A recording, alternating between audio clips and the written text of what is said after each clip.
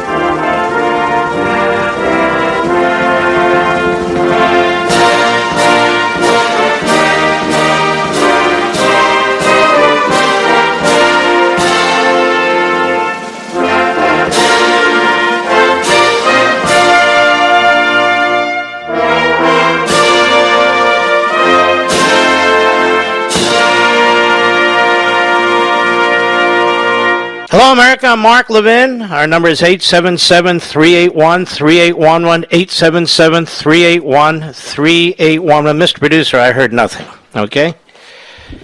All right, folks. We've got a lot to get in here today. Let us start with the fact that the government has now told you that you don't have to wear a mask if you've been vaccinated. And Joe Biden comes to the microphone and says this is a great day to celebrate.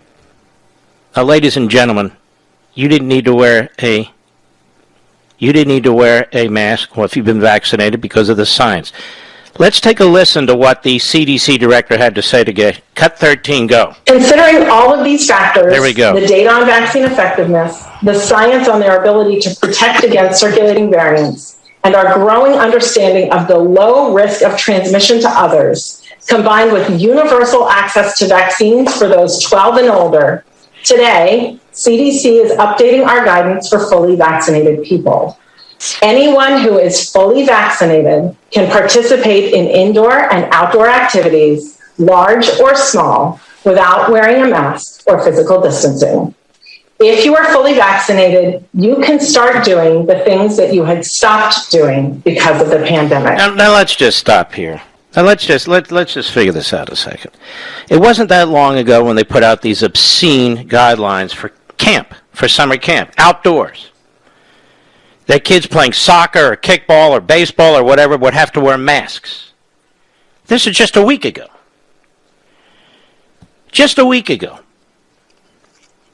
And this woman, all of a sudden she announces, like some kind of a fascist, that, okay, the CDC has determined that if you've been fully vaccinated, you don't need to wear a mask, period. Small groups, large groups, inside, outside, with the idiot mayor of D.C. telling people, if you have weddings here, you can't dance.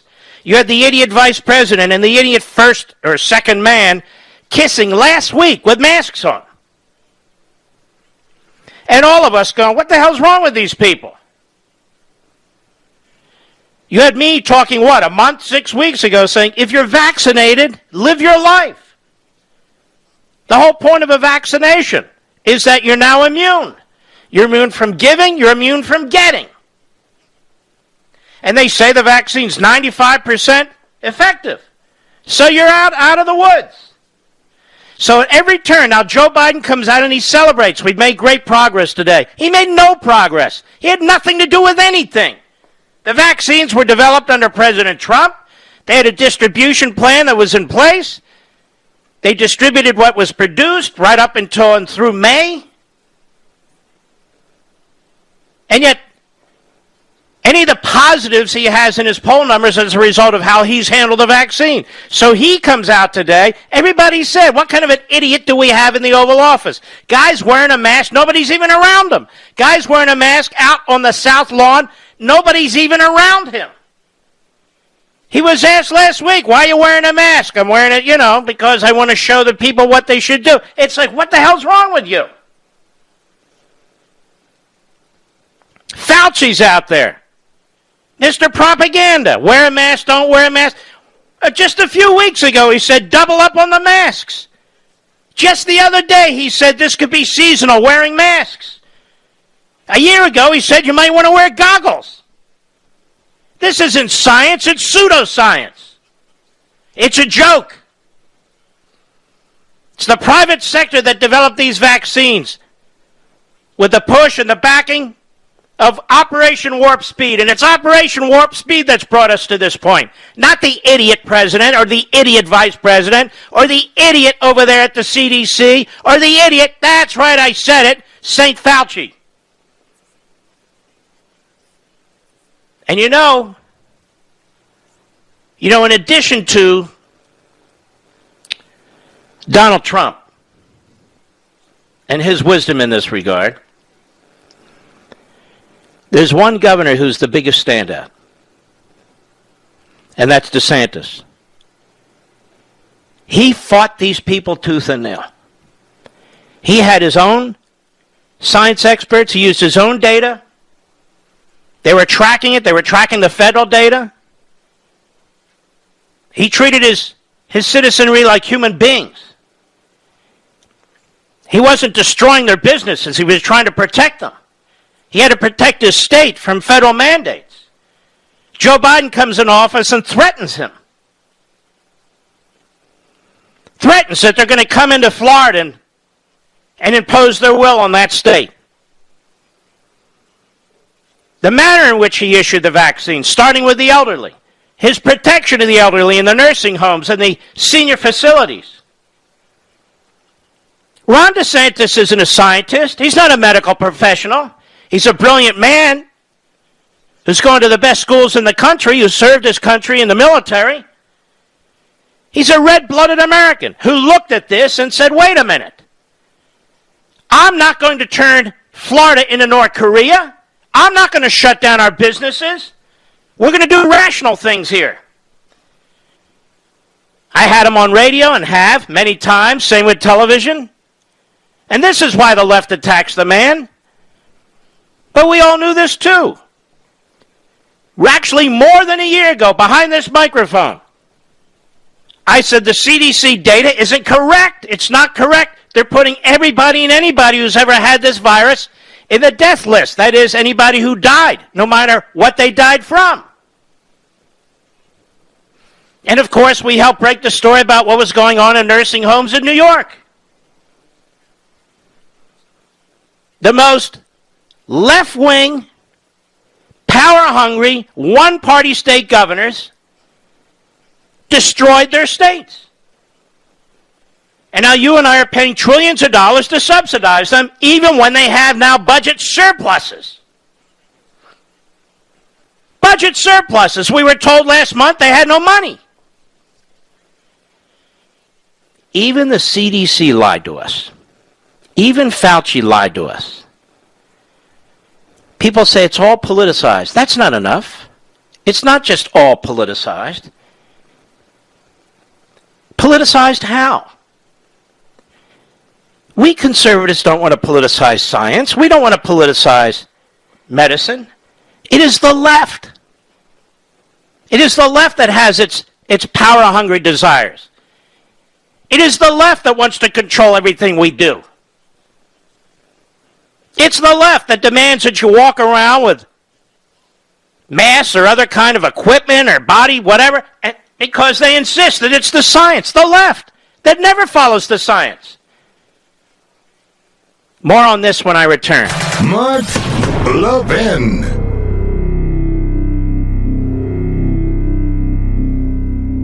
Are you worried about America's future? Times of trouble are full of reasons to despair, but those who built and have preserved our country didn't despair, and if we are going to do our part, we need to draw on the books, the history, and the ideas that gave our forefathers and mothers strength and inspiration. Hillsdale College was founded in 1844 to teach these things, and it teaches them still today. The great news is that we can all study these things along with Hillsdale College professors right in our homes. Through Hillsdale's free online courses, we can study the history of our civilization, the wisdom of ancient Judeo-Christian philosophers, and the writings of Shakespeare and Mark Twain. We can reacquaint ourselves with our Constitution. We can learn how the Constitution has been undermined, and more importantly, how it can be recovered. My friends, as we fight in defense of family, faith, and freedom, let us draw on the best of the past with Hillsdale's guidance to save the greatest nation on earth. Begin learning today at levinforhillsdale.com, Levin for Hillsdale.com, levinforhillsdale.com.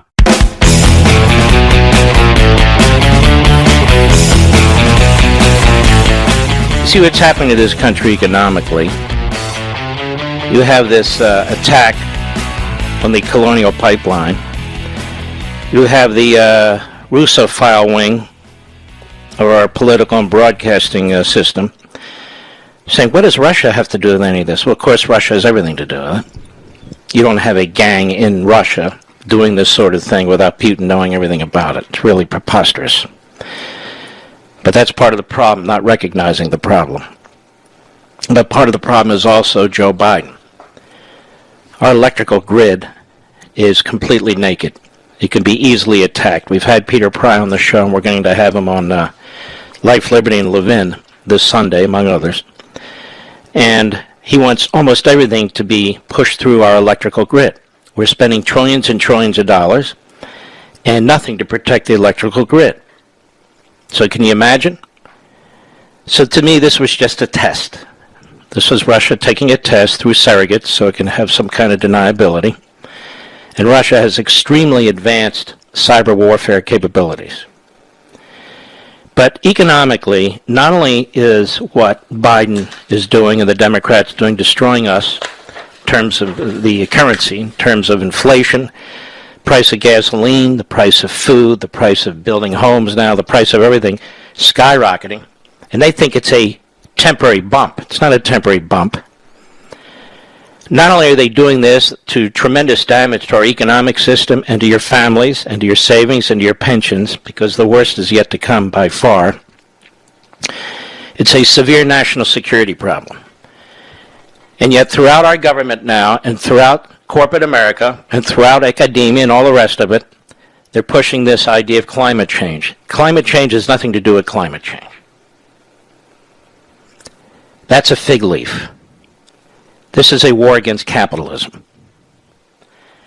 When you're attacking our liberty with critical race theory and these other things, you're also attacking our liberty through our economic system. Milton Friedman, tremendous man, Milton Friedman, he said, it is widely believed that politics and economics are separate and largely unconnected. That individual freedom is a political problem and a material welfare and economic problem, and that any kind of political arrangements can be combined with any kind of economic arrangements. He said the chief contemporary manifestation of this idea, listen to this carefully, is the advocacy of democratic socialism. That's him. Friedman condemns such a view as a delusion. And I point out there's an intimate connection between economics and politics, and only certain combinations of political economic arrangements are possible. And that in particular, a society which is socialistic cannot also be democratic in the sense of guaranteeing individual liberty. Friedman says economic arrangements play a dual role in the promotion of a free society. On the one hand, freedom in economic arrangements is itself a component of freedom broadly understood. So economic freedom is an end in itself. In the second place, economic freedom is also indispensable. An indispensable means towards the achievement of political freedom. Viewed as a means to the end of political freedom, he says, economic arrangements are important because of their effect on the concentration or dispersion of power. The kind of economic organization that provides economic freedom directly, namely competitive capitalism, also promotes political freedom because it separates economic power from political power and in this way enables the one to offset the other. He said history suggests that capitalism is a necessary condition of political freedom. It is, of course, also possible to have economic arrangements that are fundamentally capitalistic and political arrangements that are not free. So he's saying, look, you can have a communist China and have an economic system that tries to parrot capitalism.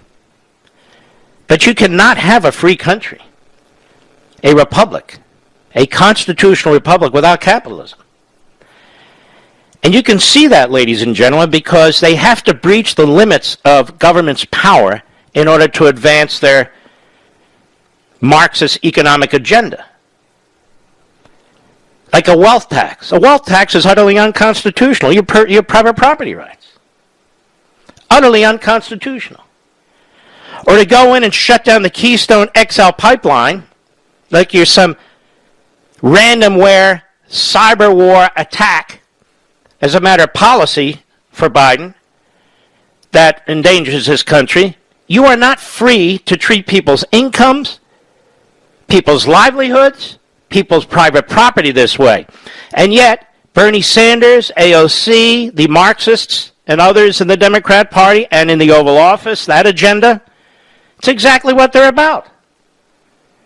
It's exactly what they're about. So the less economic freedom you have, the less political freedom you're going to have. That's his point, and it's absolutely true. And they're under attack. So climate change is a propaganda line to lure people into this whole ideology. But it is a degrowth movement, which is an anti-constitutional movement, which together are anti-individual liberty movements. And that's why this is very, very important to focus on. We've talked about critical race theory. I haven't gotten yet to the immigration issues and the gender issues and so many of the other movements that are incorporated in this American Marxism movement. But this isn't an environmental movement that's taking place in this country right now. This is an anti-capitalism, anti-growth, anti-profit movement. And Friedman was exactly right. This democratic socialism idea is absolutely preposterous. So I want to encourage you again, this is a whole full chapter I discuss in American Marxism. I want to encourage you to take a look at that when you get your copy eventually, and to pre-order your copy. So again, we hit the ground running when the time comes. And this chapter is chapter 5. It's called Climate Change Fanaticism. Climate change fanaticism. And I put climate change in quotes because it literally has nothing to do with climate change. It's like the mask. The mask after you have been vaccinated. The mask was irrelevant. The mask was an exercise of governmental power. So if you get a chance, head over to Amazon. I hope you'll pre-order your copies. I'll be right back.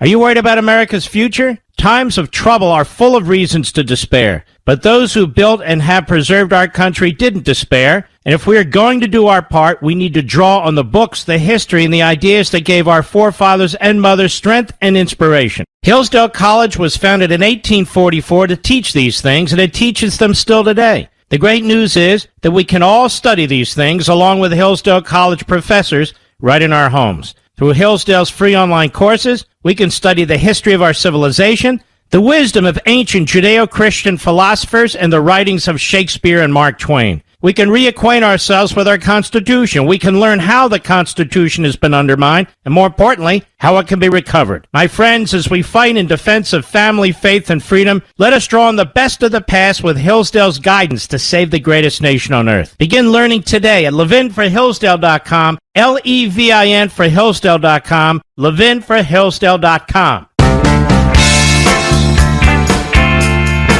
Mark Levin, the great one.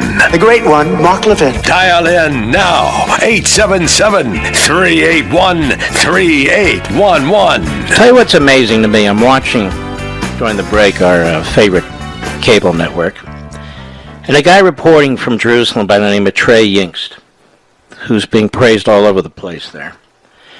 Very brave young man. Very brave young man. He's in the middle of the battle. And he says that Hamas officials speaking to Fox News and talked about the casualty numbers. Hamas officials speaking to Fox News.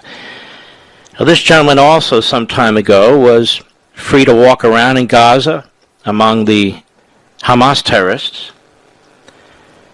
He's free to walk around in the Palestinian Authority-ruled areas. Now, why would they let him in like that, and why would the Hamas terrorist group... Hamas, ladies and gentlemen, wants to kill not only Israelis, but us. They're backed by the Iranians. Islamic Jihad is an Iranian creation.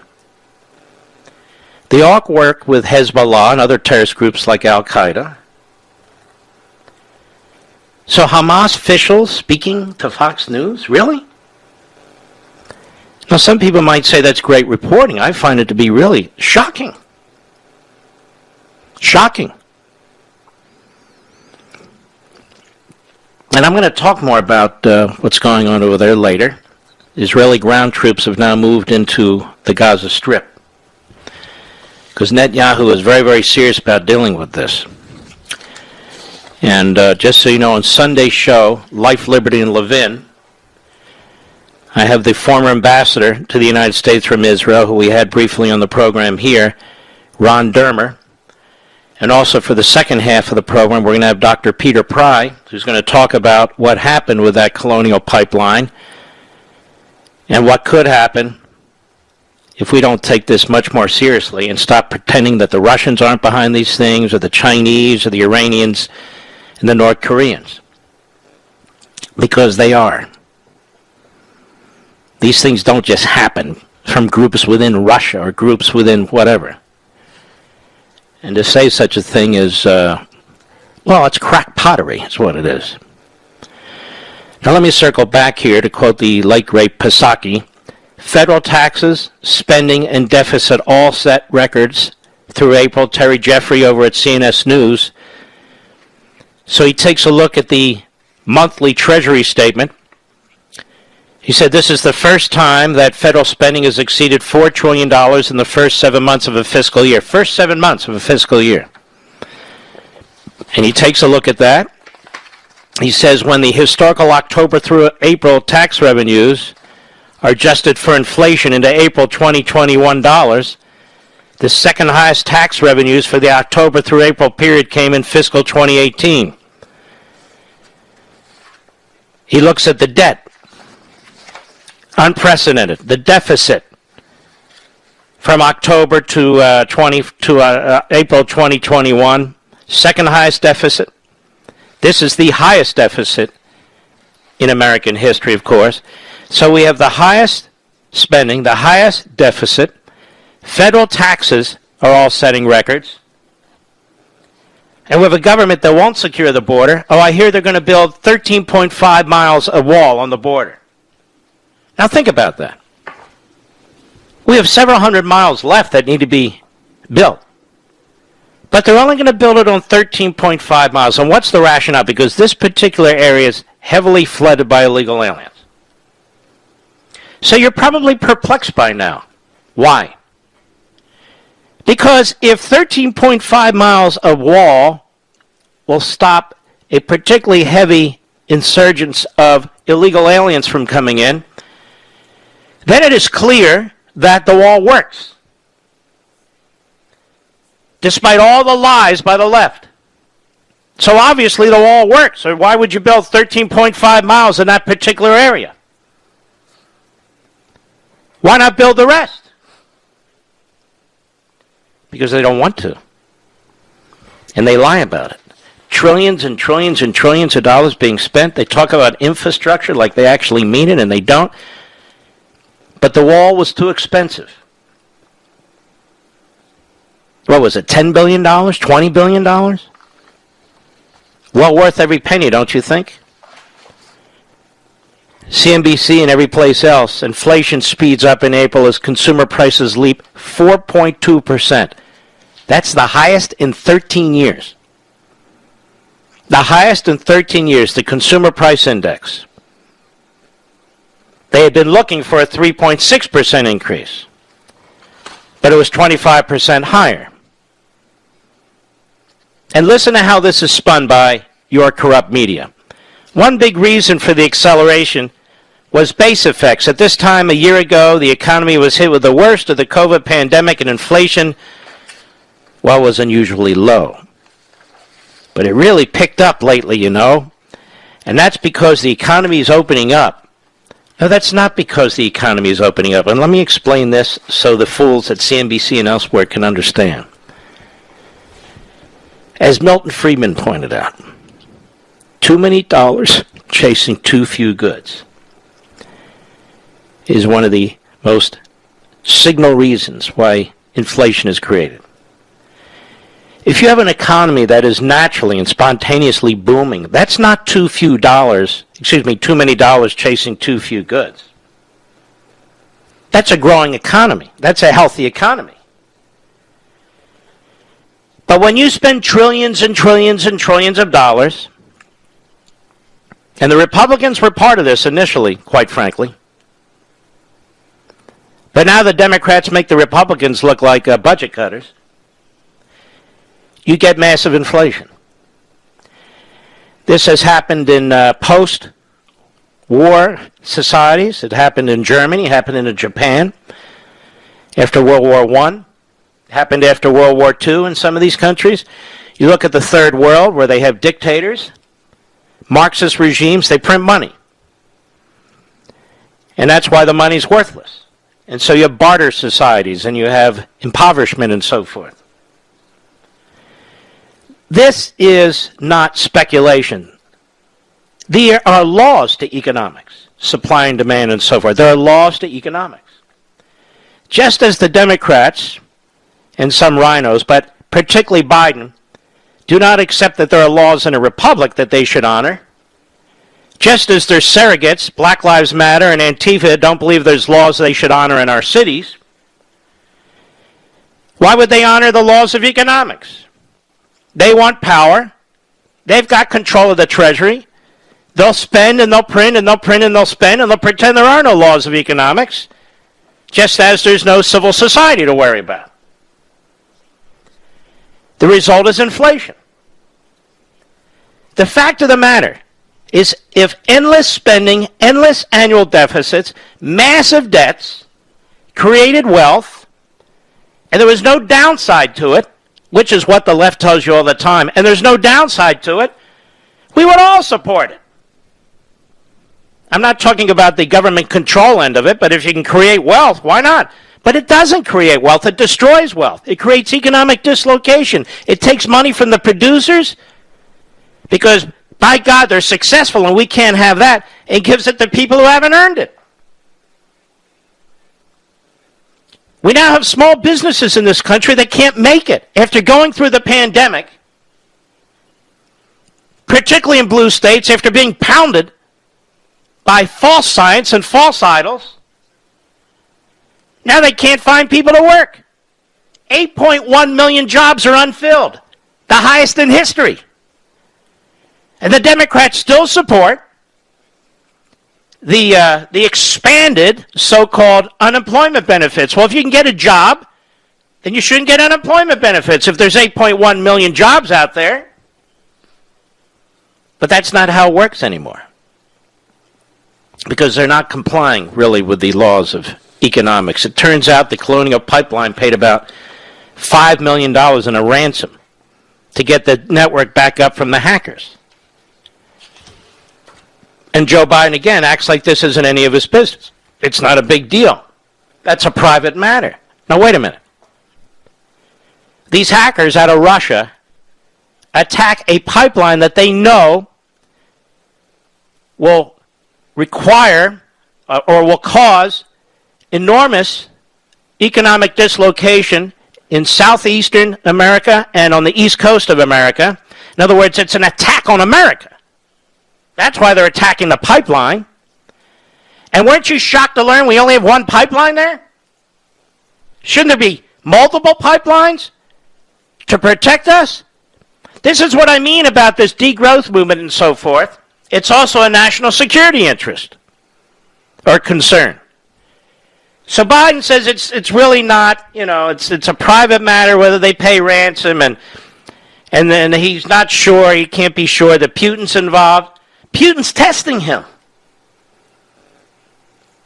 Russia is testing him.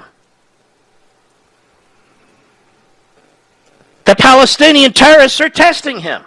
Hamas is testing him. And he's failed every damn test. We'll be right back. Mark Levin.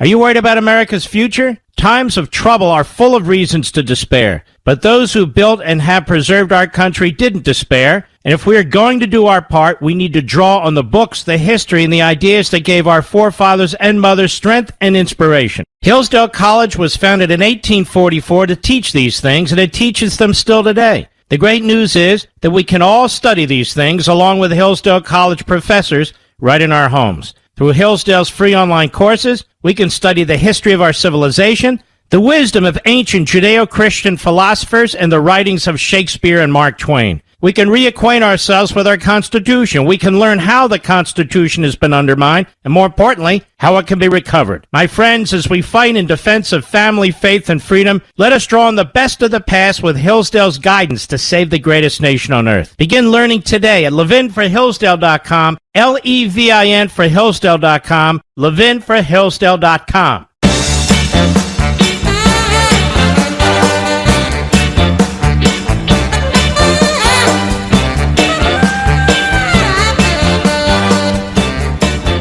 I taped a 7 or 8 minute segment for Brian Kilmeade at his 7 p.m. hour on Fox. And at the very end, I'm asked about Liz Cheney, and I talk about it. And at the very end, I said, why do we care about Liz Cheney? Why do we care about Liz Cheney? So Colonial Pipeline pays a huge ransom to get the network back from the hackers. Now, let me say something that's not intended to be controversial, but is intended to shine a light on the situation here. When you have a degrowth movement that is embraced by the Biden administration, well, one of the first things he does is shut down a pipeline that's to produce oil, and send oil, I should say, from Canada to the United States.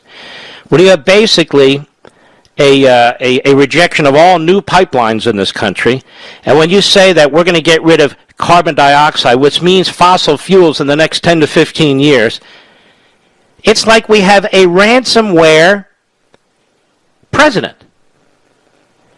In other words, what I'm trying to say is this so-called climate change movement, this Green New Deal movement, is 1,000 times more dangerous than what just happened. You just got a taste of what's going to happen. But it's going to happen from within. We're going to do it to ourselves.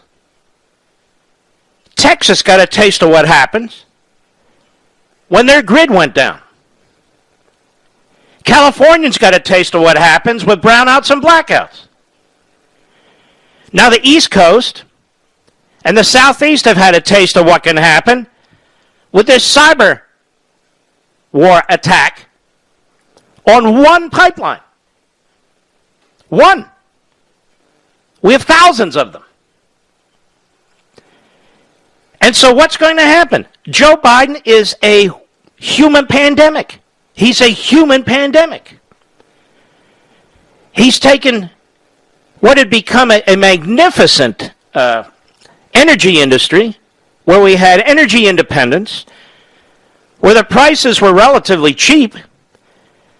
Now you have these gas lines because one pipeline is hit. Now, if you're a rational human being and you see something like that, you conclude, you know what, we better have some backup pipelines. We better have some more systems in place. And we'll use all potential areas of energy production. But we're certainly not going to take the main one and shut it down. And imagine, as I said earlier, if everything were based on energy, on electricity. Everything's based on electricity. What if they hit the grid? You know, we have these massive transformers, as Peter Pryor has explained. They're massive. You don't have backup transformers just sitting in the warehouse. And one of the reasons is we don't make them. They're not made in the United States of America. They're made overseas. And each transformer takes 18 months to manufacture. That's when you have electricity. So if you have factories overseas that make transformers and there's no electricity, they're not making anything. We don't even know how to communicate with them. Think about if the electricity goes out. Forget a moment about this oil pipeline. What happens if your electricity goes out for 6 months? There's no food. There's no refrigeration. There's no gasoline. There's no functioning hospitals. There's no functioning law enforcement. There's no data. There's no way to communicate. There's nothing. And you can't have clean water because our water systems and the cleaning of our water systems now are all digitized. The banking system collapses. Government can't communicate. The military can't communicate. And despite those who irresponsibly defend Putin and the Russians, Russia has an extremely advanced and sophisticated cyber warfare capability that some people think is better than ours right now. Because that's where Putin has focused so much of his resources. Imagine if that happens, and imagine if it happens and we don't have alternatives like oil and gasoline and coal. Imagine that. The nuclear power plants are going to go down too. So will the windmills that rely on electricity. There's nothing. This was a walk in the park. And you can see people, if you live where I live, lined up, the gas station's closed, everybody grabbing the those containers that you put gas in for your lawnmowers and so forth. They're filling those up. People are hoarding gasoline. And now over 50% of the gas stations in Virginia don't have any gasoline.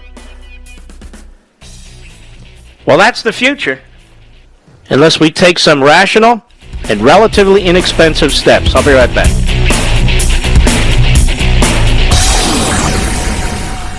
He's here. He's here. Now, broadcasting from the underground command post, deep in the bowels of a hidden bunker, somewhere under the brick and steel of a nondescript building, we've once again made contact with our leader, Mark Levin.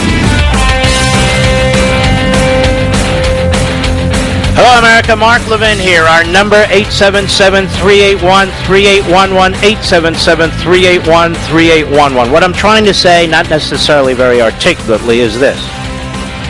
The policies that we are now imposing on ourselves, and by we I don't mean you and me, this government, the Democrat Party, with the support of the corrupt media and corrupt academia, are going to make this colonial pipeline issue look like a joke. They're going to make it look like a joke. They're going to make us vulnerable to our enemies. That's exactly what they're doing. And they use this degrowth, anti-capitalism movement because they want power. More government, more centralization, more regulations, more economic impoverishment, which again allows them to step in and decide who gets money, who doesn't get money, redistribute wealth, and all the rest. You can look even at the border. You have illegal immigration, you have MS-13 coming in, you have drugs coming into this country. We've never seen anything like this, where we literally have a president and a Democrat Party that wants people to come into this country illegally. That shows you how un-American they are, for sure. But it also shows you what they're up to. And what's the cause of this great surge, ladies and gentlemen? Could it be Joe Biden's mouth? Could it be their policy? Could it be reversing the Trump policies? No. It's the climate. Cut 18, go. When I took a group right before COVID, say about 15 or, I don't know, a year and a half ago about, to the Northern Triangle. Pelosi. To the countries I mentioned, El Salvador, Guatemala, and Honduras. Recognizing from previous visits and to the border over and over again that violence, economic hardship, but that's not a cause for amnesty, but nonetheless a reason why somebody might leave home. Now let's stop right there. Well, actually, go on again. Violence and corruption and all those things were what were causing people to flee. All right, let's stop right there. And I've said this before, I want to underscore this. When Donald Trump called these places S-holes, he was said to be a racist by her, by little Dick Durbin, and by others. Now she's describing S-hole cultures and countries, isn't she? I mean, how else would you describe violence and corruption and hunger, economic hardship, she says? So it's really quite amazing. When Donald Trump called it what it is, that's why tens of millions of people are trying to leave these countries. Now Pelosi calls it the same thing without using that phrase. Nobody calls her a racist, but that's not even my point. Go ahead. What I learned in that more recent visit was that the climate issue was having, and the drought was having such an impact on the agricultural industry there that people were lost their livelihoods. They lost so you their see, jobs. it's the climate issue. We've never had droughts before, never had economic hardship before, never had difficulty producing food before. No. You don't understand. It's the climate. And so we must have more and more control, more and more open borders. You see, to use the left's term again as I did yesterday, intersectionality. You see how these things intersect? I'll give you another example of this. Then we'll move on. Jen Psaki at the White House briefing today about critical race theory. And when you get your copy of American Marxism, you're going to know more about critical race theory than any other human being on the face of the earth. Critical race theory in the 1619 Project. I hope you saw my Fox show last Sunday. And the great Peter Wood, the scholar, professor, and so forth. Cut 21, go. Senator Tom Cotton says the nation's wealthiest colleges are indoctrinating young people with what he calls un-American ideas. He is proposing a new tax targeting the largest private endowments. He says it would raise $2 billion a year. I wonder, does the president believe that our wealthiest schools are indoctrinating our youth with un-American ideas, and would he support such a tax? Is it a good idea? Now you've intrigued me. What are the un-American ideas that are indoctrinating our youth? The legislation doesn't lay out the precise... He's not specific about the indoctrination? Now look how she's mocking. Because she's a crackpot. She's a moron. Look how she's mocking. Go ahead. Well, he's been critical of, for example, the 1619 Project. He's been critical, spoken about critical race theory. He's claimed that there's a liberal bias on campus that targets conservatives, I think would be a way to put it. What's he going to do with the money? So who's questioning whom here? And the reporter loves playing along. What's he going to do with the money? It would go into the general tax fund. You're familiar with taxes, aren't you, Psaki? Oh, and what is he? What's the indoctrination? What's the issue? What's the problem? I don't understand. Go ahead. Programs for I'm having a hard time coming up with the word. When you have job training, those sorts of things. Without much detail of where he thinks our youth are being indoctrinated. Excuse me. He has a lot of detail about what he thinks and knows is happening to our youth in our classrooms and indoctrination. Just because the idiot reporter can't speak, that idiot reporter doesn't speak for Tom Cotton, who actually knows a lot more than the idiot that you represent, who can't finish sentences. Go ahead. Yes, and dangerous.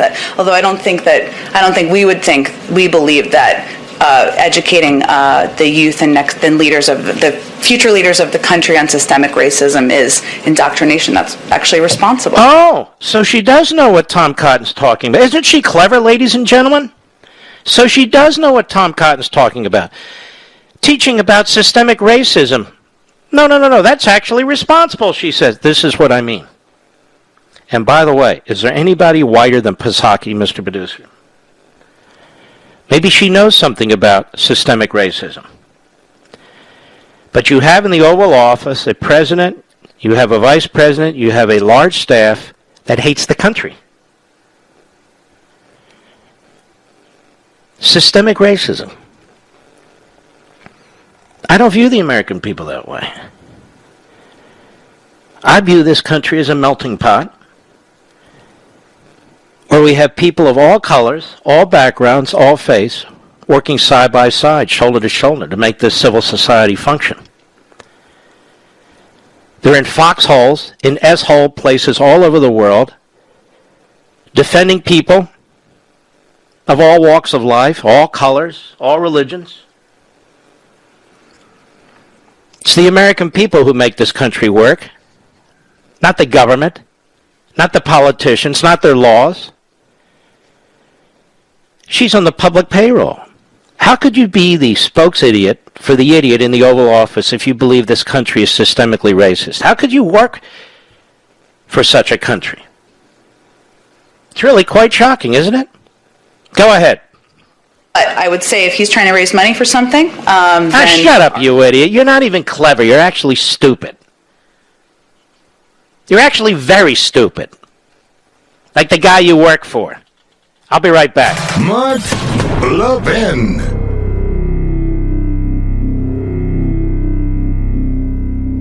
Over 2,000 of you, my listeners, made the switch from overpriced wireless carriers to Pure Talk over the past few months. We want the rest of you to join us and to see what we're talking about. If you're with AT&T and Verizon or T-Mobile, your family could save over $800 a year just by switching to Pure Talk. You get great coverage, you can keep your phone and your number, and you'll save a fortune. Pure Talk is the top-rated wireless company by Consumer Affairs, with the absolute best consumer service team based right here in America. Does that sound good? Well, it gets better. Right now, get unlimited talk, text, and 6 gigs of data, just $30 a month. And if you go over on data, they don't charge you for it. They don't care. Go to puretalkusa.com and enter promo code Levin Podcast. Again, puretalkusa.com, promo code Levin, Levin Podcast. And when you do, you'll save 50% off your first month. That's puretalkusa.com, promo code Levin Podcast. Pure Talk USA, simply smarter wireless.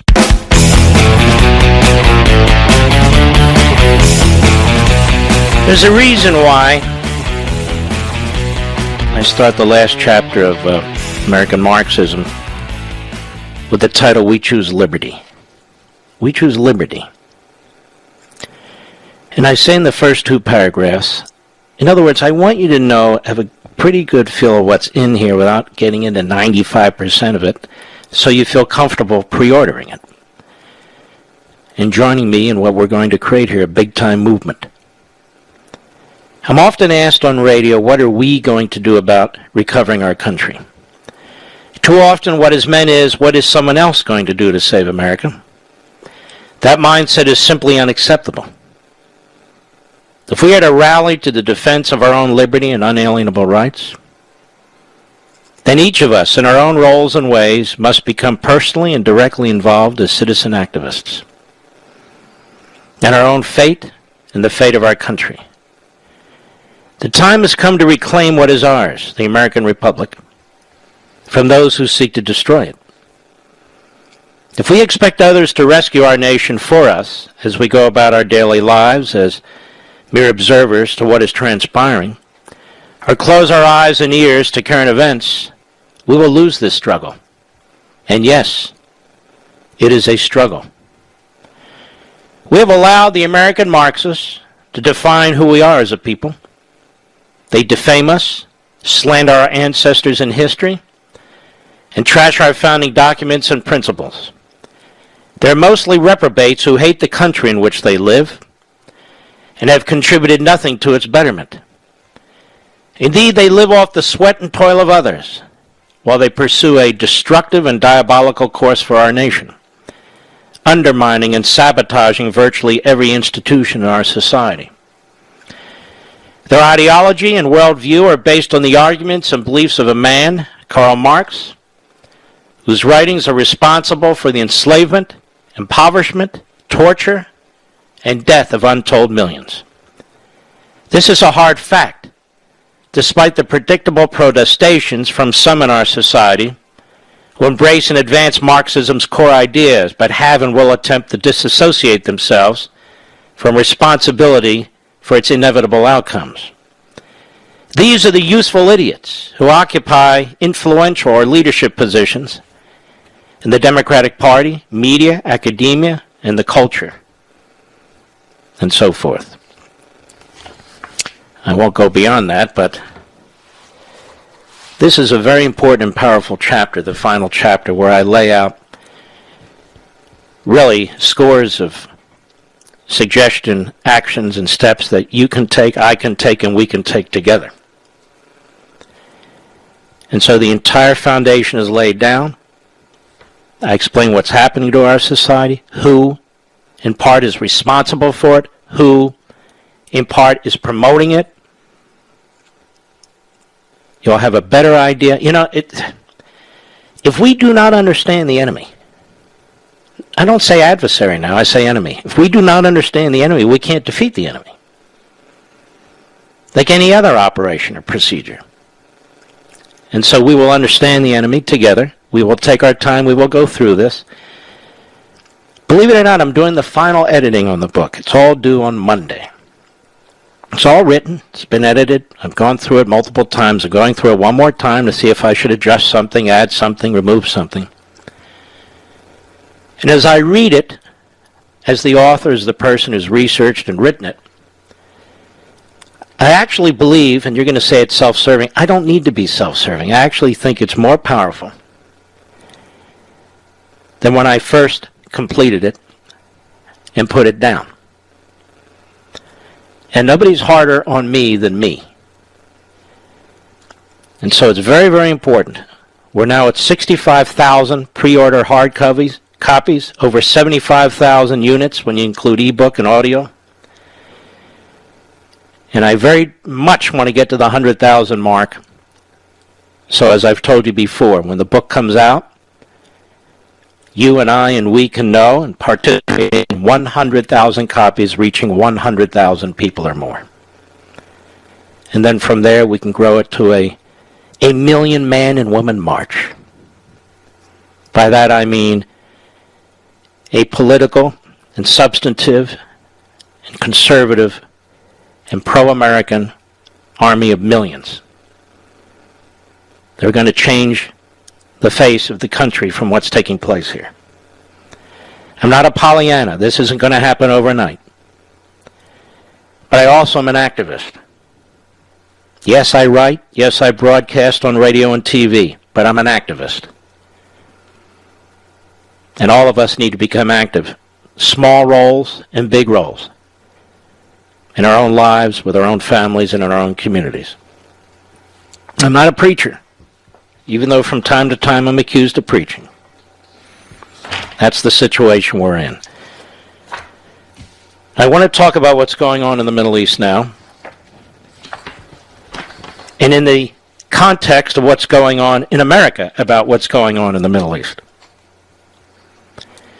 Our friends at the Free Beacon point out that the Muslim Brotherhood, which is a terrorist organization, is praising Democrats in our country for attacking Israel. Now we have some new members of the House of Representatives. In the case of Omar, she's a relatively new citizen. In the case of Tlaib, her parents came to this country. They came voluntarily. They wanted to come to this country. And they were welcome with open arms. But they hate our country. This is one of the reasons why in the past, and of course you're not allowed to say it, but I will. In the past, if you wanted to become a citizen of America, you had to pass a loyalty test. You were questioned about your loyalty to the United States of America and your allegiance.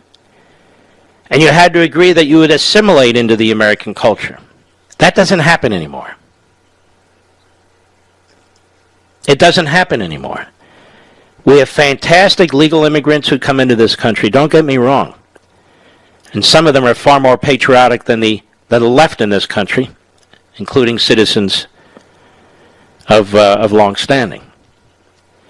But that's not what I'm talking about. We have a new wave coming into the country, many of whom will be patriotic, many of whom won't care, but too many of whom are going to hate the very country that accepts them. You know what that's called? Suicide. That's called national suicide. So as Adam Credo writes at the Free Beacon, the Muslim Brotherhood's official online mouthpiece offers praise this week to Democratic members of Congress who are publicly criticizing Israel as it defends itself against an onslaught of terrorist rockets. And this is a growing movement, a growing wing within the Democrat Party. And notice Pelosi doesn't confront it. Notice Biden doesn't confront it. Even Chuck Schumer, who's Jewish,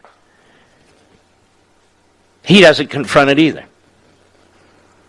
They tolerate it. No critical Jewish theory. Democratic representatives demand the protection of Palestinians from Zionist attacks, reads a headline in Ikwan Online, the Brotherhood's official propaganda site. The jihadist extremist group, which is designated as a terror outfit in multiple countries, including ours, highlighted critical remarks about Israel's defensive operations made by outspoken opponents of the Jewish state, I would say anti-Semites actually, Representatives Omar, Tlaib, Ayach, Andre Carson, Debbie Dingell, Mark Pogan, Cori Bush, Senator Bernie Sanders. More when I return.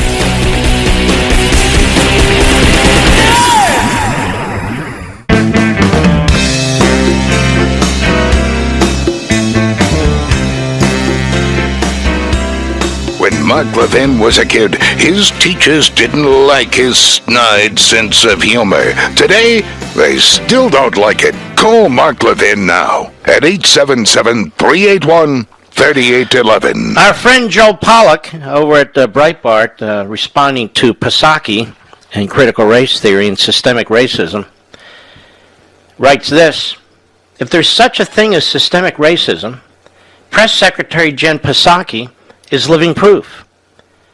They took a privileged white woman who did zero for the campaign and elevated her above a more qualified black woman, Simone Sanders, who endured months on the trail and physically defended Biden.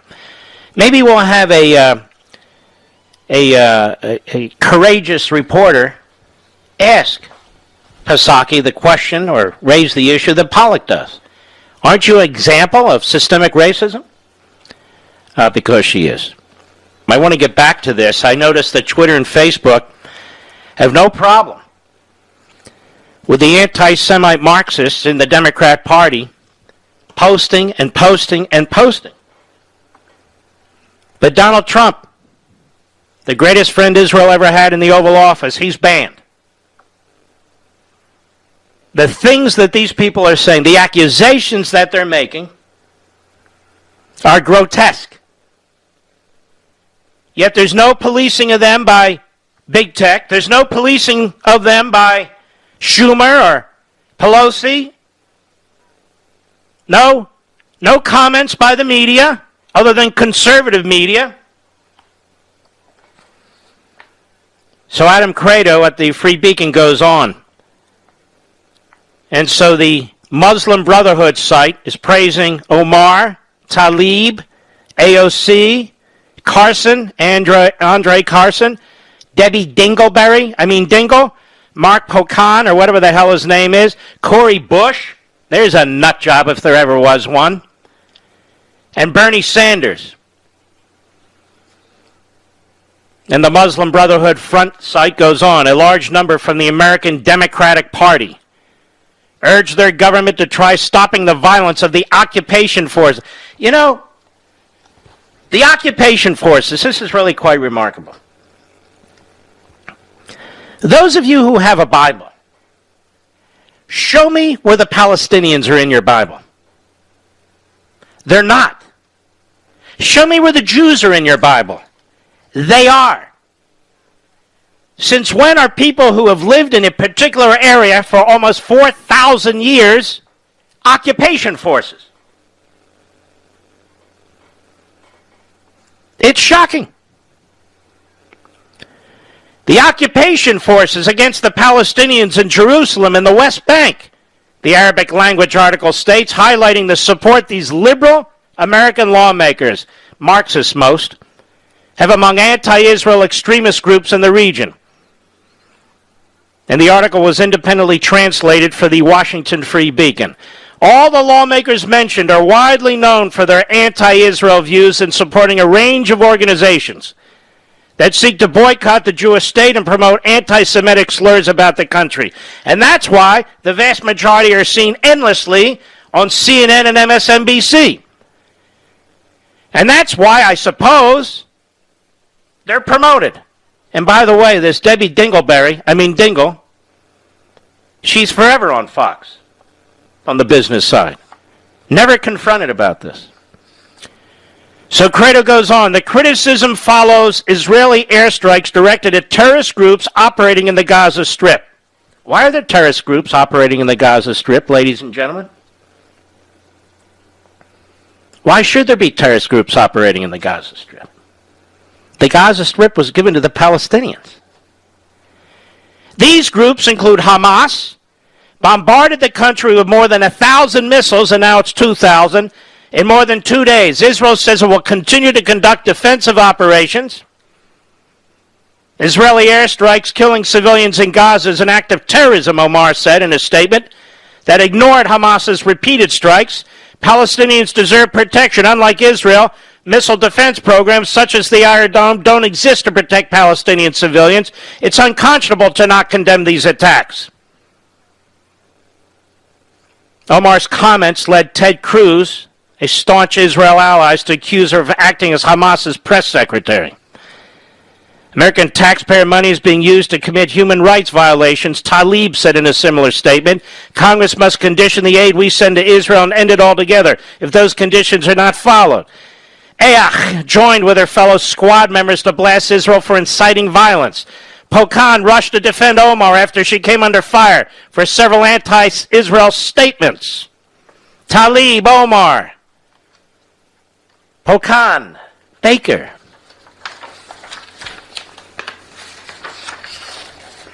Isn't that fascinating? The Democrat Party, and yet, to be perfectly honest with you, as I am all the time with my beloved audience, a majority, and not a small majority, of people who were born Jewish in this country, not particularly have any Jewish faith, are members of that party, support the policies of that party, are silent in the face of what these reprobates are saying, like Chuck Schumer.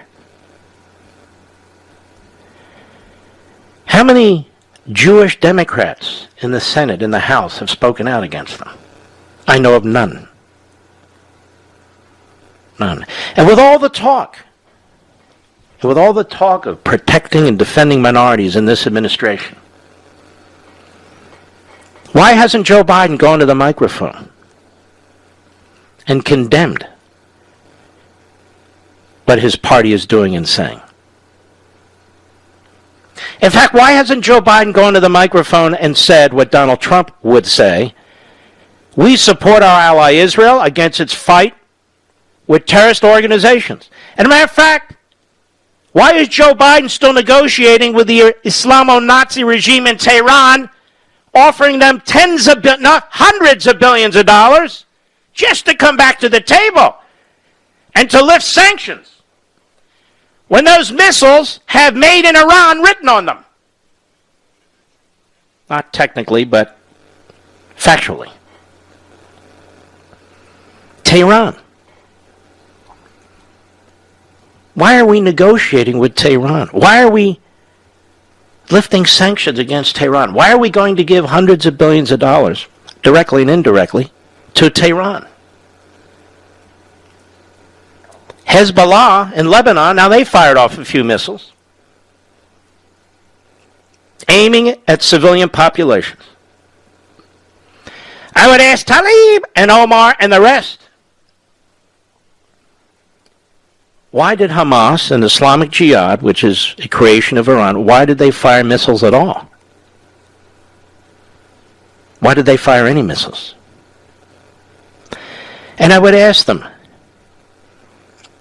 why don't you give the Jewish families that own those homes in Jerusalem, all four of them, why don't you give them their homes back? Why did you steal them?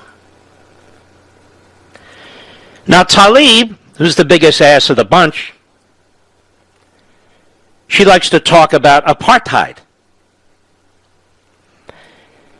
Where are all the Christians that used to live in Iraq?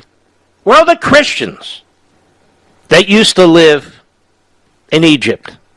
Where are the Christians that used to live in Syria? Where are the Christians that used to live in Lebanon? Where are all the Jews that used to live in these countries, and even more? Where are they? There's a handful of them or none. Where are the Christians that used to live in Libya? Where are all the Jews that used to live in Libya? Apartheid? What a moronic, bizarre, extremist nutjob. The Arabs in Israel are citizens of Israel. They have due process rights. They get to go to court. They have private property rights. They get to vote. No Jew gets to do any such thing in any of these countries, let alone the Palestinian areas. They would be murdered on sight, as a matter of fact.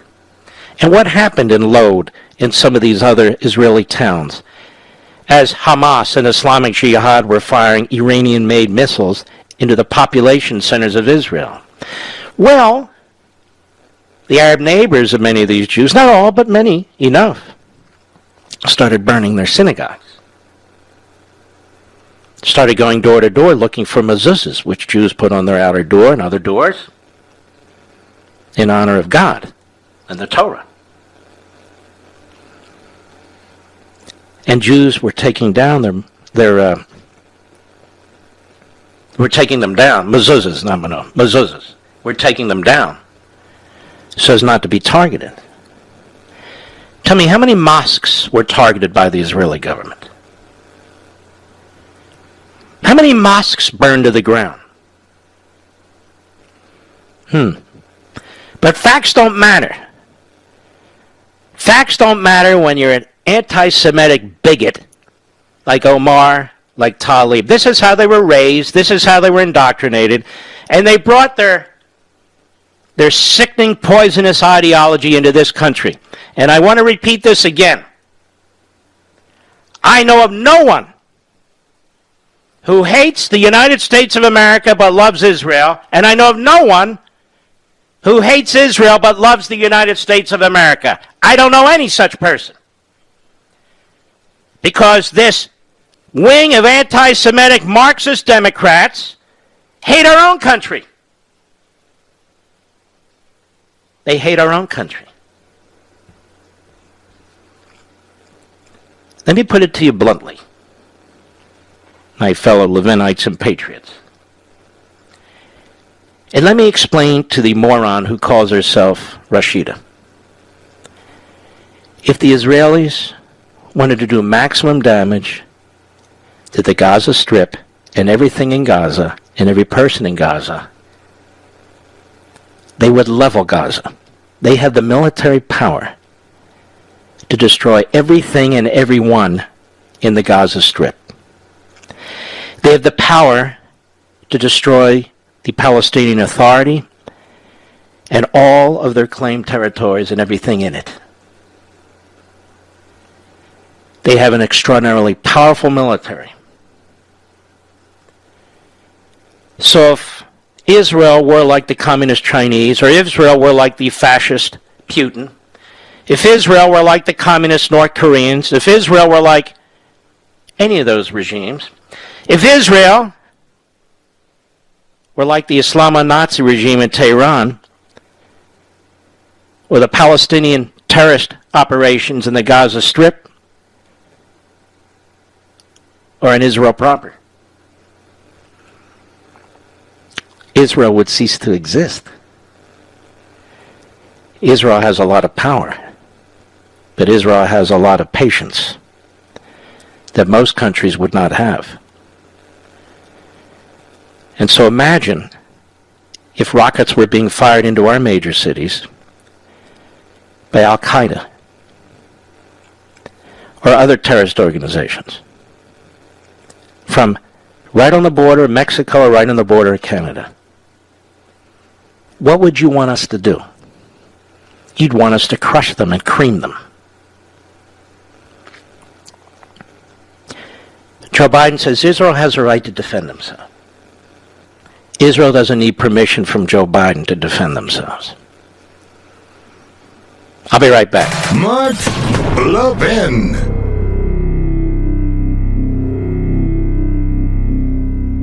Over 2,000 of you, my listeners, made the switch from overpriced wireless carriers to Pure Talk over the past few months. We want the rest of you to join us and to see what we're talking about. If you're with AT&T and Verizon or T-Mobile, your family could save over $800 a year just by switching to Pure Talk. You get great coverage, you can keep your phone and your number, and you'll save a fortune. Pure Talk is the top-rated wireless company by Consumer Affairs, with the absolute best consumer service team based right here in America. Does that sound good? Well, it gets better. Right now, get unlimited talk, text, and 6 gigs of data, just $30 a month. And if you go over on data, they don't charge you for it. They don't care.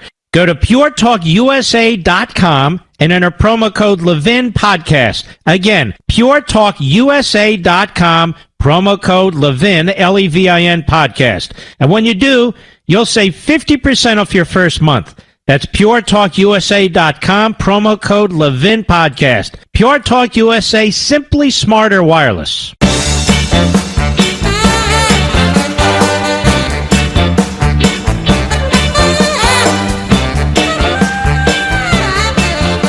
I think the Democrat Party has made a calculation. They made a calculation that through birth and immigration, and remember, the Democrat Party is without morals in so many respects, that they believe that a lot of the ethnic and religious backgrounds of individuals coming into the United States, that they should endorse individuals in the Democrat Party like Tlaib and like Omar who are trying to appeal to these newer immigrants and are radicalizing these newer immigrants. And the Democrat Party wants to benefit from those immigrants, just as they want to benefit from open borders to begin with. It's a very devious, it is very dangerous, and it is a very evil game that the Democrat Party is playing. It is an amazing thing how the Republican Party quickly and severely denounces and punishes its own. But not the case with the Democrat Party. When Maxine Waters was stirring up a riot, depending on how the decision would go in Minneapolis, when the Republicans wanted to take action against her for what she did, really interfering with a court case, the fact of the matter is the Democrat Party and Pelosi and Hoyer threatened the Republicans that they would bring up other cases against other members.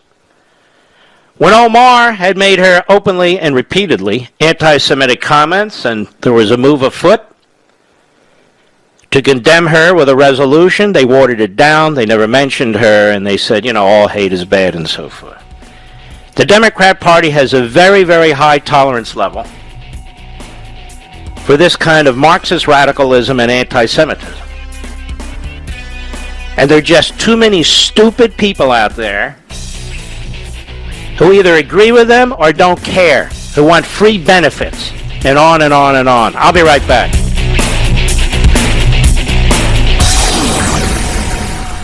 Ladies and gentlemen, this final hour of the podcast is sponsored exclusively by AMAC, the Association of Mature American Citizens. Now over 2 million conservative members strong, AMAC believes in and stands up for the values that we care about: faith, family, and freedom. Thank you for listening, and please support AMAC. And you can become a member at amac.us/join. He's here. He's here. Now, broadcasting from the underground command post, deep in the bowels of a hidden bunker, somewhere under the brick and steel of a nondescript building, we've once again made contact with our leader, Mark Levin. Hello, America. Mark Levin here. Our number, 877-381-3811, 877-381-3811. Let's take some calls. Let's hear what you have to say about events here and around the world. Let's go to Ezra. Jacksonville, Florida, the great WBOB. Ezra, how are you? I'm doing well, thank you. Thank you for taking my call. Yes, sir. I believe that you're absolutely correct that Putin was testing the plagiarizer-in-chief, and he failed. My first commander-in-chief, Reagan, or Trump, both, would never have had such a thing happen as we experienced, because Putin would already know the result. Mm-hmm. And the result would be a counterattack, a cyber counterattack that would have a major impact, perhaps on the energy received by the Russians. All right, thank you for your call. There he goes. Let's continue. Tariq, Baltimore, Maryland, on the Mark Levin app. Tariq, how are you, sir? Thank you so much for taking the call. Oh, I Mark. apologize, ma'am. I apologize. Go ahead. Well, Tariq had to leave, so I miss Tariq. Oh. So here's what he wanted to... Yeah, here's what I listen to you all the time anyway. So this is what he had to say. There's a lack of moral equivalence here. We take the position, if someone comes to come in my house, I got a right to defend myself. But they're coming into the house called Israel. The Israelis have a right to defend themselves. Where is our speakers who speak out and say, hey, wait a second, they attacked the little guy. We're for the underdog. This is the underdog. They're surrounded by enemies. Where are our friends and allies who speak out against... See, I think what's happened here, actually, putting aside the bomb thrower Marxist anti-Semites in the Democrat Party, I think what's happened with perhaps too many Democrats is that they now view Israel as this powerful country, which it is, putting upon all these poor peasants and so forth, the Palestinians. And if only as the Israelis would treat them well, they would be able to produce things and make things and live free lives and so forth and so on. And yet it's this Israeli government that has all this power that never exercises it in a way to wipe out any of these individuals. I mean, their citizenry and so forth, even though they aim missiles at the Israeli citizenry. And so I don't know how many more peace plans there can be. I don't know how much more land Israel can give. You can see how precious it is. They shouldn't give any. I don't know how many more biblical locations it can surrender to the Palestinians. But I think those days are over. No more. They got to be over. I remember when the Jews left Gaza, it was a beautiful area with all kinds of fruits and vegetables and hothouses. And look what they did. They turned it was a huge mistake. And I even think the Likud party was shocked. The conservatives in Israel were shocked on how that took place. Of course, America supported it every step of the way. But this demonstrates, though, the one thing it does do is it demonstrates that a two-state solution is a final solution for the Israeli people. They can't put up with that, regardless of what the Democrats in our country demand. Thank you for your call. Amy, Colorado Springs, XM Satellite. Amy, go right ahead, please. Go ahead, Amy. Hi, Mark. First of all, I'd just like to say that I did pre-order your book, and I can't wait to read it. Thank you. So I'm waiting for that to come. I think you're really going to like it. I am a giddy, happy woman because I'm doing my little part. I went into Walmart today for the first time in over a year without a mask. And wonderful. It was so freeing. Everybody could see my cool shade of lipstick and my pretty smile, and it just felt so good. And there were other people without masks, and I'm tired of listening to the CDC, and I heard the news today, and I threw away the news my today mask. was literally shocking because they had just said last week that if you send your kid to a camp, they got to wear a mask and 100 other things if they want to play outside with their friends and so forth. Absolutely ridiculous. So the CDC has really hurt itself. Fauci, of course, is a political actor. And the science in this country, unfortunately, certainly by the people who lead these various agencies and so forth, has been heavily politicized. And I want you to think about something, Amy. Donald Trump had to deal with this bureaucracy. He's the one that pushed through these vaccines. He's the one who wouldn't take no for an answer. He's the one who wouldn't take delays for an answer. All right, thank you for your call. Let's continue. Terry, Philadelphia, Pennsylvania, the great WPHT. Terry, go right ahead. Mark, how are you? Okay. I listened to your show last night. You hit on the fuel price. You hit on Israel, the Middle East, Iran, and the border. I have two more things and one that's going to happen. Two more things is North Korea and China. North Korea will probably do something stupid first, and then you're going to have the third thing will be Biden bringing back the draft. And I'm telling you, it's going to happen. I don't think Biden will, actually. I think they'd like us to be in the climate change core and stuff like that. But you might be right. Who knows? Appreciate your call. And I want you to listen to Biden today on this. Let's see. Do we have that here? I'm not sure. Do we have him on the mask or not? Or should I just describe that? I want you to listen to Biden today on Cut 14. Just how this guy, all this stuff, all these crises that he created are swirling around us. They're swirling around the world. And he gets up, he has the nerve to say this like he had something to do with it. Like he had something to do with it when he had nothing to do with it. Cut 14, go. No, I want to be clear about what the CDC is saying and what the CDC is not saying. The CDC is saying they have concluded that fully vaccinated people are at a very, very low risk of getting COVID-19. Therefore, if you've been fully vaccinated, you no longer need to wear a mask. Let me repeat. If you are fully vaccinated, you no longer need to wear a mask. But if you've not been vaccinated... All right, that's enough. So why is he making this announcement when the CDC already did? He's making this announcement when the CDC already did. Let me tell you how cynical this man is. He has used propaganda and the crooked Democrat Party media to advance the idea that he brought the vaccines to the American people, that he's ensured that people are getting the vaccine shots, and now that you don't have to wear a mask. It's just it's amazing to me. This is a guy who's anti-science. This is a guy who tried to undermine Donald Trump and Operation Warp Speed every step of the way. This is a man who actually accused the president of killing people because of his response to the coronavirus. Joe Biden's had no response to this virus. He's picked up all the low-hanging fruit. There are 3 vaccines. He picks them off the tree and runs with them and takes credit for it.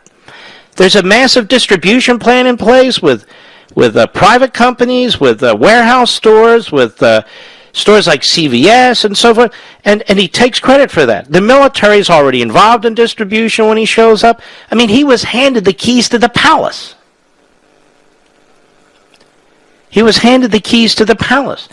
And so the obvious outcome from having vaccines over a period of time, which is exactly why Donald Trump wanted vaccines and fought for vaccines, the obvious outcome is what?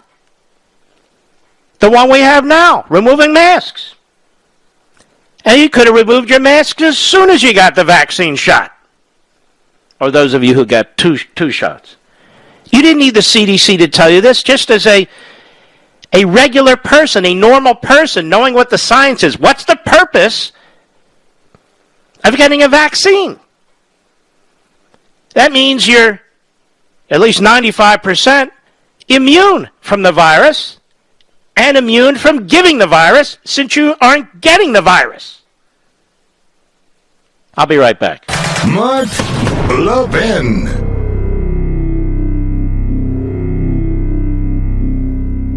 AMAC, the Association of Mature American Citizens, is one of the fastest growing organizations in America. Now over 2 million conservative members strong, and I'm one of them. AMAC believes in and stands up for the values that we constitutional conservatives care about. More than talk, AMAC fights. A full-time presence in Washington, AMAC pushes back against reckless spending, disasters like Medicare for All, and the expanding reach of the federal government. And beyond advocacy, joining AMAC gives you access to a wealth of benefits and discounts, including special member-only rates on car insurance, travel discounts, cell phone plans, and a hell of a lot more. And if that's not enough, you'll get AMAC's bi-monthly magazine, full of insightful articles on issues that matter to most of us, we conservatives. As I said, I'm an AMAC member, and you should be too. Join today at amac.us. That's AMAC.us.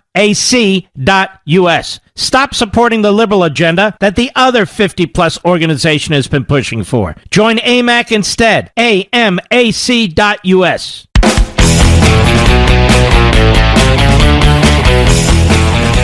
One thing I've noticed and one thing other people have noticed is literally since we've been talking about this book, American Marxism, already a movement seems to be developing. Have you noticed that, Mr. Producer? Already a movement seems to be developing to push back against these various movements spawned by Marxism, these various American Marxist movements. I get behind this microphone and I discuss these movements, I discuss these issues at some length. And perhaps some of you are a little cynical. You say, well, there he is hawking his book. I am hawking our country. That's what I'm hawking. I'm spending time on this. I could be spending time on other stuff like so many other hosts. That's not what I do. My weekends, my nights, up early in the morning. I don't want you to pat me on the back. I'm just trying to explain myself. And we've been talking about these things now for a long time. And we've been giving them a lot of attention. We've been giving some of the people involved in them a lot of attention. I see more and more people showing up on Fox, more and more people showing up on radio. This is a good thing because what we know here on the Mark Levin radio show is we're the point of the spear. That's what we are. You're hearing more and more people talk about Marxism now. There's a reason for that. You're hearing more and more people talk about critical race theory and the racism that's involved in this now.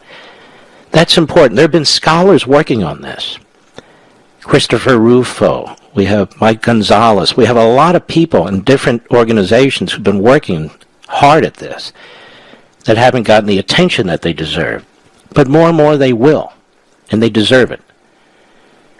Same with the degrowth climate change movement.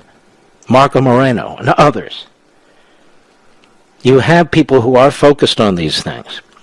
But my goal here is to bring all this together, to explain all of this. And I have this massive microphone because of you, my massive audience, on radio and on TV and on digital. And so when I start talking about these things, there are producers, there are directors, assistant producers, deputy producers. I'm being heard. You are being heard. And so people are trying to sort of expose these various things now. And I'm seeing it more and more on TV and radio. This is a good thing. This is a good thing. And when the book American Marxism is finally released, I expect this movement in every direction, pushing back against American Marxism, to explode into activism. Into activism. Because it's not just critical race theory. It's the immigration issue. What is that based on? It's not just the immigration issue.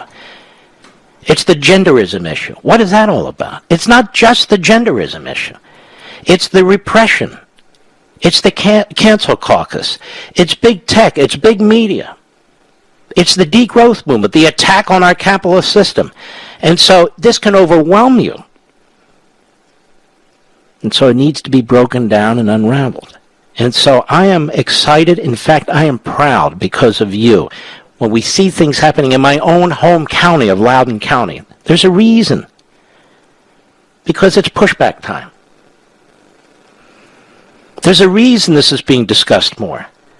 Because I use this microphone to push a mission. The mission is liberty. And to push back against tyranny. And so it is heard far and wide. All throughout Washington, D.C. All throughout the broadcast companies. And that's thanks to you, or I wouldn't be here. And so there are many, many great heroes and patriots out there who've been fighting rather quietly. And you're going to learn an enormous amount of information from this book, American Marxism. I said it's the most important book I've ever written, and I mean it, for the most important time of my life. And so this will provide all of you with the ideas, with the facts, with the substance, and potentially the activism that we need. Again, you're starting to see it sprout here and there. Starting to see it sprout here and there. When I first got into talk radio, the rule was don't become an activist. Don't be an activist. I said I have to. That's what I believe in. And honestly, when I started this show 20 years ago, it was the only show that promoted activism. Not only was I involved in the Tea Party and helped launch the Tea Party, but I got involved in these various primary campaigns, you might recall. I was attacked by various pseudo-conservative outlets. I was attacked by Republicans in Congress. You can still see how John Boehner can't stand me, McConnell can't stand me. Well, that's their problem. The Bushies hate my guts. This establishment versus outsider conservative, we're the ones who started that right here behind this microphone 20 years ago. There have been books written.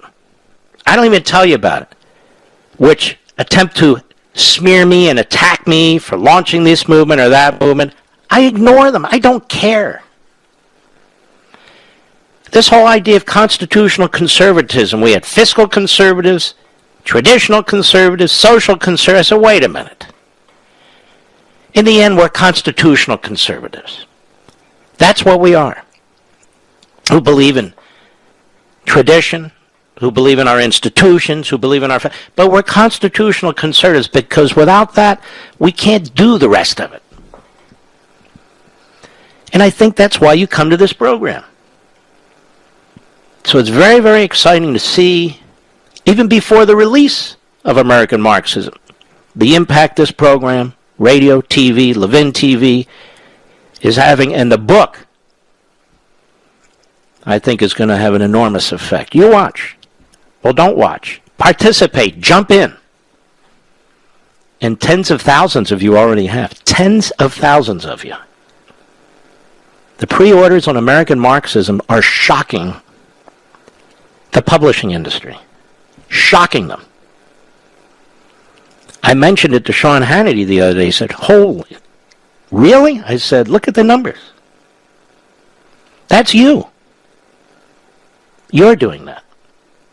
And that's very important. And by the way, I'm going to have, after the bottom of the hour, Bill O'Reilly on the program. He has a fantastic new book out.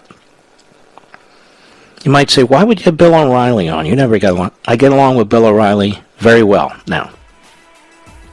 We actually got to know each other. And he's under attack all the time, too. My view is patriotic voices anywhere and everywhere. I'm for him. All right, ladies and gentlemen. Just as I said, Bill O'Reilly will be up with yours truly. I hope you'll listen. We'll be right back.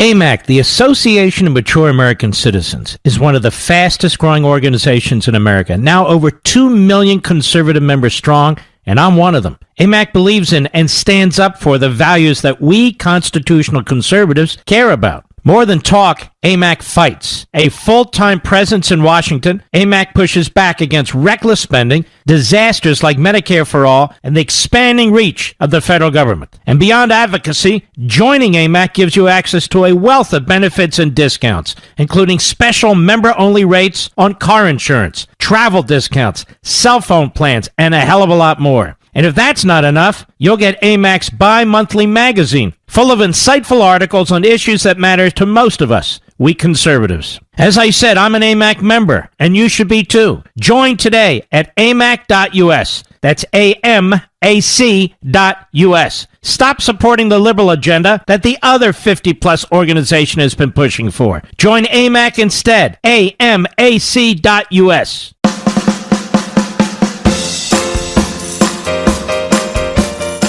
Mark Levin, America's passionately cerebral voice. Talk with that voice now. 877-381-3811. Bill O'Reilly, how are you, sir?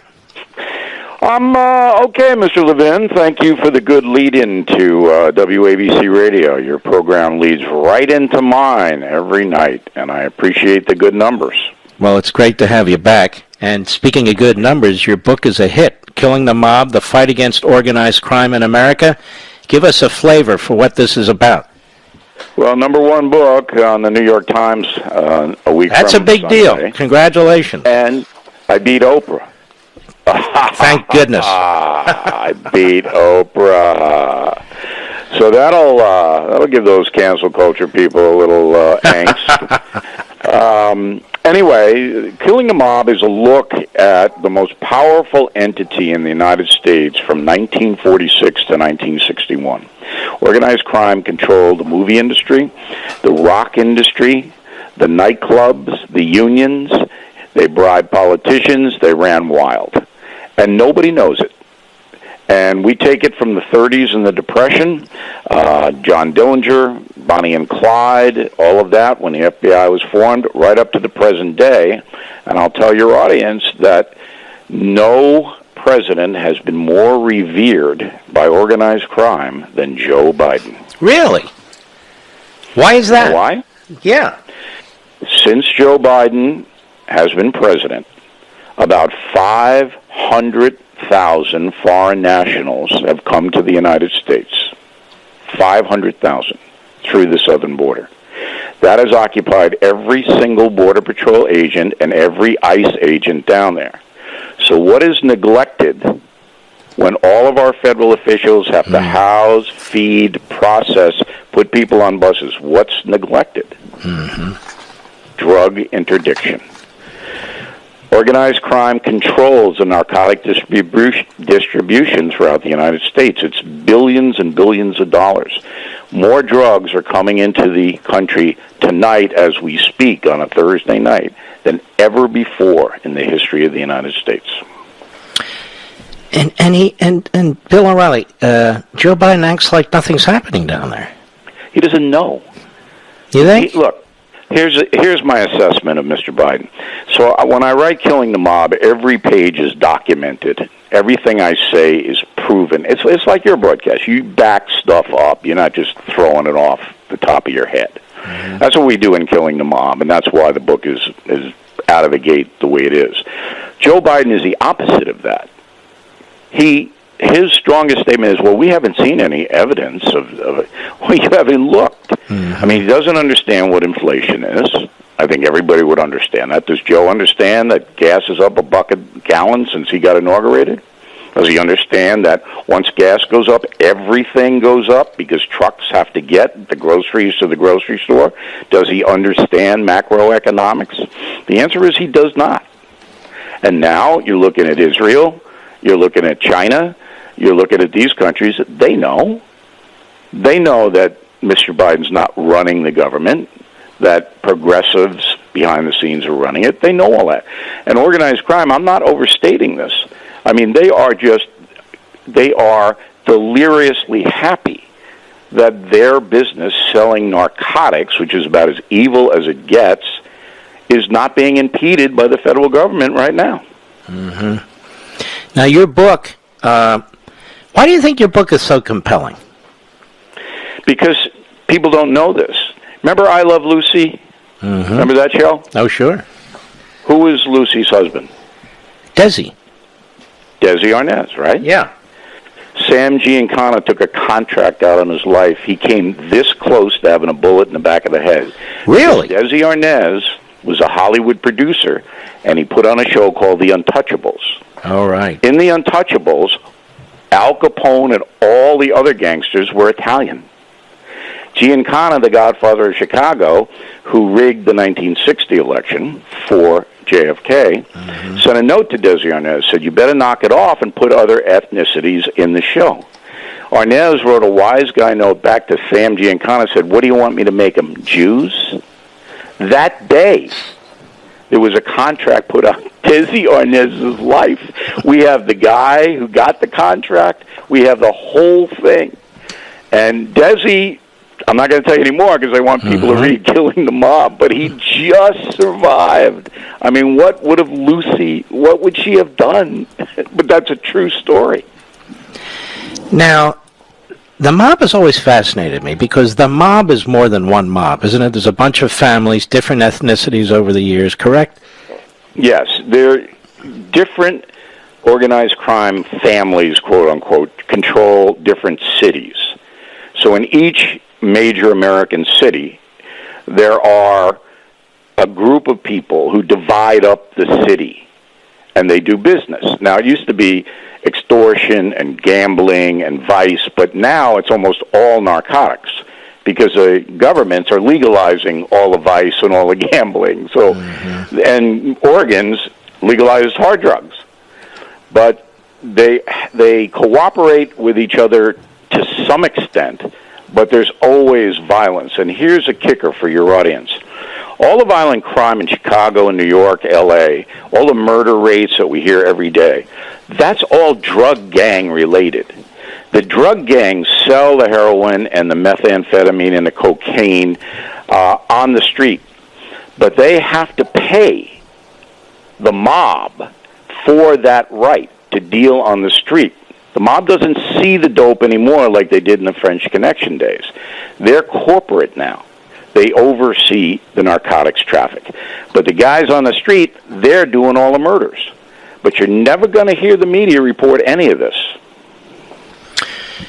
Now, as these borders are open, you talked about drugs, the MS-13 gangs come in. Is the nature of the mob changing, or we just have more mobs, or the old mob getting stronger?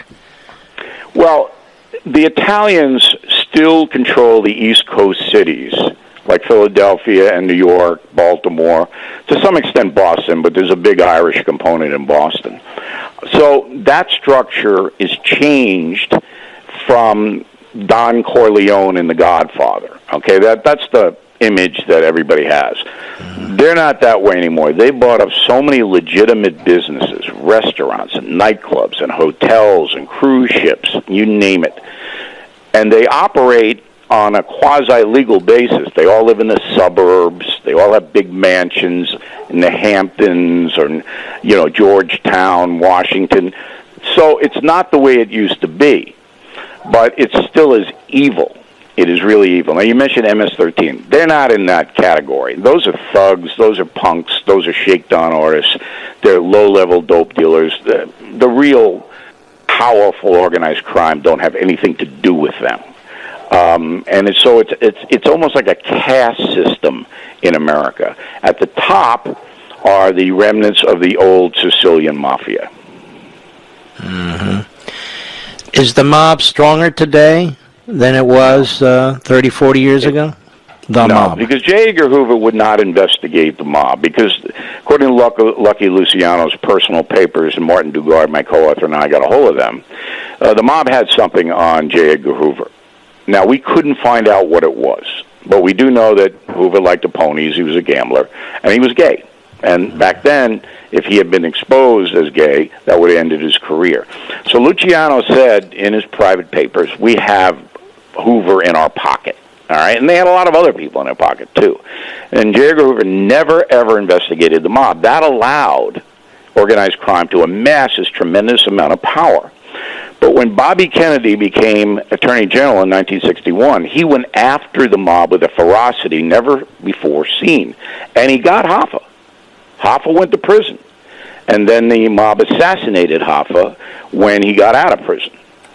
So, in return, Congress passed the RICO laws, and you being an attorney, you know how effective the RICO laws are against organized crime, because you can wiretap, you can surveil much easier, get a warrant much easier. That's what happened to Gotti, the last in-your-face Godfather. They wired up the Bergen Hunt and Fish Club 20 miles from my house in Queens, and they got him talking about all these murders and all his dope deals, and he got sentenced to the federal pen in Illinois, where he died of cancer inside. He was the last real flamboyant mobster. The rest of them now are businessmen. I need to take a little break. Can you hang on for our final segment? Sure, this is fun. Thank you for having me. It's great talking. Well, this is fascinating. Very fascinating.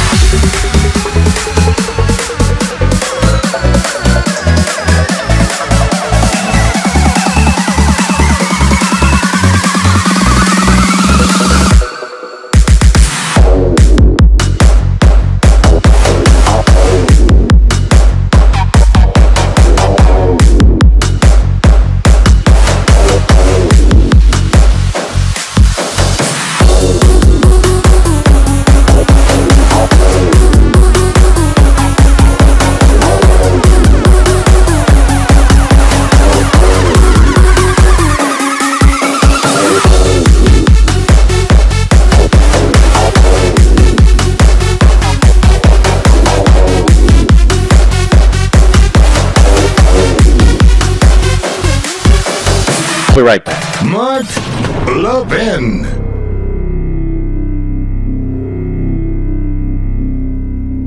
AMAC, the Association of Mature American Citizens, is one of the fastest growing organizations in America, now over 2 million conservative members strong, and I'm one of them. AMAC believes in and stands up for the values that we constitutional conservatives care about. More than talk, AMAC fights. A full-time presence in Washington, AMAC pushes back against reckless spending, disasters like Medicare for All, and the expanding reach of the federal government. And beyond advocacy, joining AMAC gives you access to a wealth of benefits and discounts, including special member-only rates on car insurance, travel discounts, cell phone plans, and a hell of a lot more. And if that's not enough, you'll get AMAC's bi-monthly magazine, full of insightful articles on issues that matter to most of us, we conservatives. As I said, I'm an AMAC member, and you should be too. Join today at amac.us. That's AMAC.us.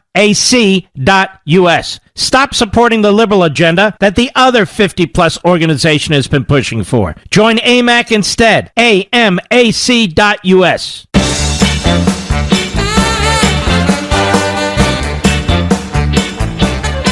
#1 best-selling book in the country, Killing the Mob, The Fight Against Organized Crime in America. You can get it on Amazon.com, any major bookstore. This book is fascinating. It's Killing the Mob, The Fight Against Organized Crime in America with Bill O'Reilly. You can get it at Amazon.com, any major bookstore for that matter. Was there anything, as you were developing this book and researching this book, that jumped out at you that you hadn't known before? Most of it. I had a blast writing this book. But the biggest thing was the general Patton component. Really? I wrote a book called Killing Patton, and it sold millions of copies. And listen to this story. You're going to love this, Mark. So after Rommel was defeated in North Africa by the Americans and the British, Eisenhower and FDR planned to invade Europe through Italy. Patton was the spearhead. He was in North Africa. But they had to go to Sicily first because that was the closest place to North Africa. But they had no idea how to do the invasion. Well, the Mafia controlled Sicily for centuries. And the Mafia was disrespectful to Mussolini. He couldn't even break them. They made a deal with Lucky Luciano, the first Godfather. FDR made the deal with Luciano, not in person, but by using surrogates. And the deal was, you help us invade Sicily. You get Patton's Third Army on that island, and we'll allow some Sicilians to come to the United States after the war. I had no blanking idea that thing happened. Mm-hmm. No one does. But that's exactly what went down. The Mafia practiced sabotage on the Germans, gave Patton all the maps on where to land. He did, and then after the war, a slew of mafioso showed up in New York, solidified the power with the unions, and that's where the five families evolved from. What about the mob in relation to John Kennedy? Is that something you were able to take a look at? Big story. Yeah, we get into it big time. So, I know we're up against the clock. I'll give you the abbreviated version. Joseph Kennedy, JFK's father, was friends with Sam Giancana and a bunch of other mobsters. He wasn't a mobster himself, but he got favorable treatment on the Merchandise Mart in Chicago and other places where the mob had a presence. In 1960, it was a very close election, and the Kennedys needed to win Illinois. Giancana delivered Cook County to JFK, and Illinois and West Virginia were enough to defeat Richard Nixon. Nixon knew it. He knew that there was fraud in Illinois, but didn't push it. And the rumor is they had something on Nixon. The mob did. Anyway, the mob was thrilled. JFK's there. They thought they had him in his pocket.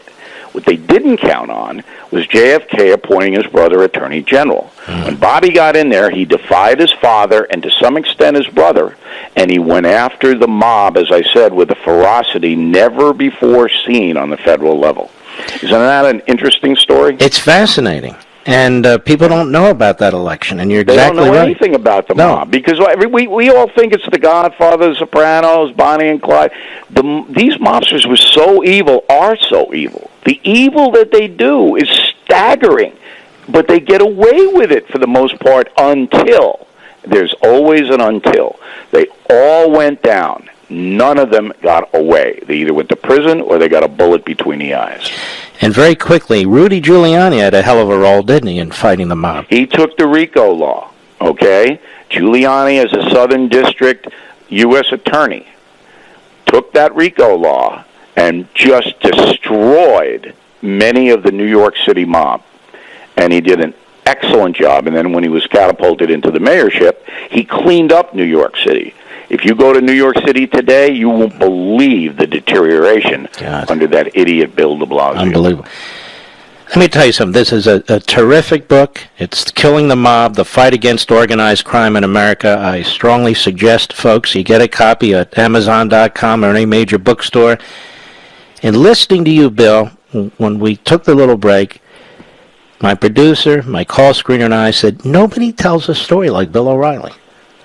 You have the ability to tell a story. I really, you're very kind to put me on. And I want all your listeners to know that you're very busy, you got a lot of stuff going on, but you're very kind to put me on and to say nice things about the book. And when your book comes out in July, I will return that favor. Well, you're a very good man. I appreciate it. Take care of yourself. Thank you, Mark. All right, God bless. And it's a damn good book. Killing the Mob, The Fight Against Organized Crime in America. You know, your book isn't number one just because of your name. It just isn't. And Bill writes these great books. And this book is fascinating. I got through part of it, obviously not all of it. And he leaves no stone unturned. And you can hear how he tells a story. It's fascinating the way he tells a story. So go grab a copy. And while you're there, maybe pre-order a copy of American Marxism. Ladies and gentlemen, we salute our armed forces, police officers, firefighters, and emergency personnel. And you know who else? I salute you. The greatest audience of audiences. God bless you and be well. Take care.